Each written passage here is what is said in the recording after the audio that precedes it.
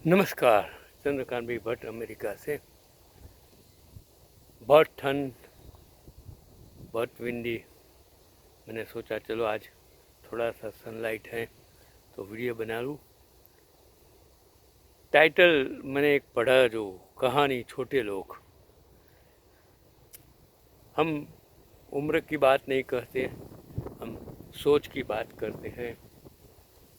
कभी कभी लोग अपने आप को बड़े होते पर होते हैं छोट, और जो लोग नौकरी किस प्रकार की करते हुए उसके ऊपर अपनी जो टीका टिप्पणी करते हैं। तो मैंने सोचा चलो ये कहानी आप तक पहुंचाऊं कि एक इंसान के ऑफिस जाने के लिए मैं घर से निकला। मैं उनके शब्दों में कहानी सुनाता हूं। तो देखा कि कार पंचर थी। मुझे बेहद झंझलाहट हुई। ठंड की वजह से आज मैं पहले से ही लेट हो गया था।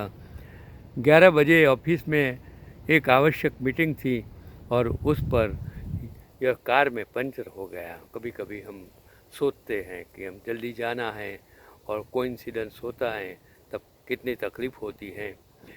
कि मैं सोसाइटी के गेट पर आ खड़ा हुआ, सोचा टैक्सी बुला लूँ, तभी सामने से ऑटो आता दिखाई दिया।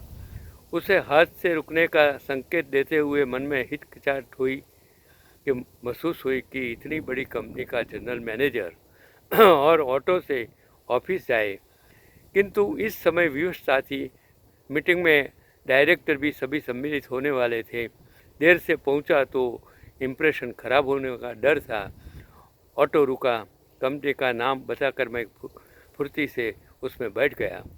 थोड़ी दूर पहुंचकर एकाएक ऑटो वाले ने ब्रेक लगा दी। उसने कहा, अरे क्या हुआ, रुक क्यों गए? मैंने पूछा, 1 मिनट साहब, यह सोसाइटी के गेट पर जो सज्जन खड़े हैं उसे थोड़ी दूर तक छोड़ना है। ऑटो चालक ने विनम्रता से कहा कि नहीं, तुम ऐसा नहीं कर सकते। मैं क्रोध में चिल्लाया उसके ऊपर ऑटो वाले से कि मुझे जाना है, आप ऐसा नहीं कर सकते हैं। तो एक तो मुझे देर हो रही है, दूसरे मैं पूरे ऑटो के पैसे दे रहा हूँ, फिर क्यों किसी के साथ सीट शेयर करूँगा। तो साहब, मुझे इन्हें सिटी लाइब्रेरी पर उतारना है, जो आपके ऑफिस के रास्ते में ही पड़ेगी। अगर आपको फिर भी ऐतराज़ है तो आप दूसरा ऑटो पकड़ने के लिए स्वतंत्रता है। मैं आपसे यहाँ तक के पैसे नहीं लूँगा। ऑटो चालक के स्वर की दृढ़ता महसूस कर मैं खामोश हो गया। यूँ भी ऐसे लोग, छोटे लोगों के मुंह लगना मैं पसंद नहीं करता था। उसने सड़क के किनारे खड़े सज्जन को बहुत आदर के साथ अपने बगल वाली सीट पर बैठाया और आगे बढ़ गया। और उन संभ्रांत से दिखने वाले सज्जन के लिए मेरे मन में एक पल को विचार आया कि मैं उन्हें अपने पास बिठा लूँ, फिर यह सोचकर कि पता नहीं कौन है। मैंने तुरंत यह विचार मन से झटक दिया। कुछ किलोमीटर दूर जाकर सिटी लाइब्रेरी आ गई। ऑटो वाले ने उन्हें वहां उतारा और आगे बढ़ गया। और फिर उनको जानने की मेरी जो मतलब जो मैनेजर उसकी ज़बान से बात करता, उसको जानने की इंतज़ार था कि कौन आदमी है, कौन है ये सज्जन। उसका आदर भाव देखकर मेरे मन में जिज्ञासा जागी। उसने बताया, साहब, मैं यहाँ के डिग्री कॉलेज के रिटायर्ड प्रिंसिपल डॉक्टर खन्ना हैं। सर के मेरे ऊपर बहुत उपकार हैं। मैं कॉमर्स में बहुत कमज़ोर था। घर की आर्थिक स्थिति अच्छी न होने के कारण ट्यूशन फीस देने में असमर्थ था। 2 साल तक सर ने मुझे बिना फीस लिए कॉमर्स पढ़ाया, जिसकी बदौलत मैं बीकॉम 80% मार्क से पास किया। अब सर की प्रेरणा से मैं बैंक की परीक्षा दे रहा हूँ। Very good. मैं उसकी प्रशंसा किए बिना नहीं रख सका। तुम्हारा नाम क्या है? मैंने उसका पूछा। संदीप नाम है मेरा। 3 साल पूर्व सर रिटायर हो गए थे। पिछले साल उनकी पत्नी का स्वर्गवास हो गया। हालांकि बेटे बहू साथ रहते हैं, फिर भी अकेलापन तो लगता ही होगा। इसलिए रोज़ सुबह 10 बजे लाइब्रेरी चले जाते हैं। साहब मैं शहर में कहीं भी हूँ, सुबह 10 बजे सर को लाइब्रेरी छोड़ना और दोपहर 2 बजे वापस घर पहुँचाना नहीं भूलता। सर तो कहते भी हैं कि वह स्वयं चले जाएंगे, किंतु मेरा मन नहीं मानता। जब भी वह साथ जाने से इनकार करते हैं, मैं उनसे कहता हूँ कि यह मेरी उनसे प्रति गुरु दक्षिणा है।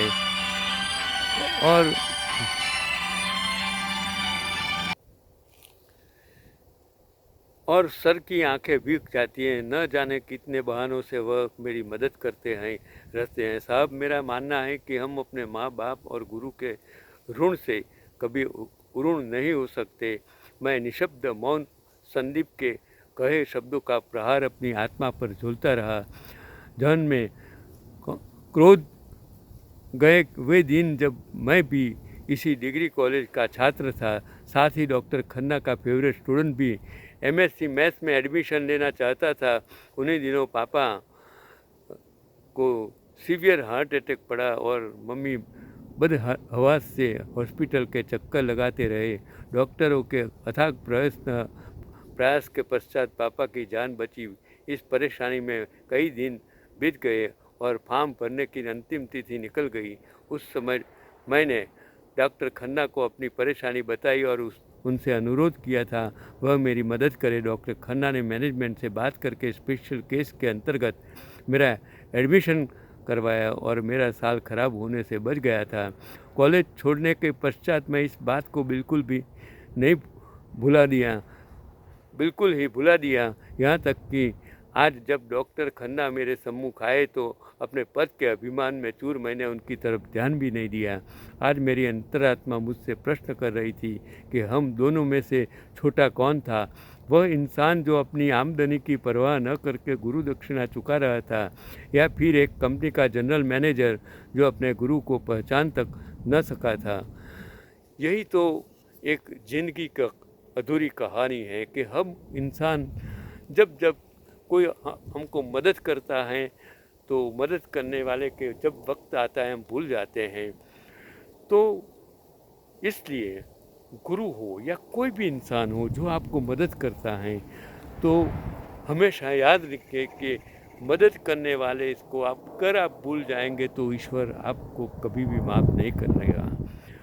अगर आप उनसे मदद नहीं कर सकते हैं तो जाने दीजिए, लेकिन उसके बारे में गलत बात करना, उसके बारे में उसको परेशान करना, वो भी एक इंसानियत के विरुद्ध की बात है। हम समाज में जो भी करते हैं समाज के लिए करते हैं, देश के लिए जो करते हैं देश के लिए करते हैं। तो हमें सोचकर हमें समझना होगा कि आगे क्या करना है। नमस्कार, चंद्रकांत भाई भट्ट, अमेरिका से।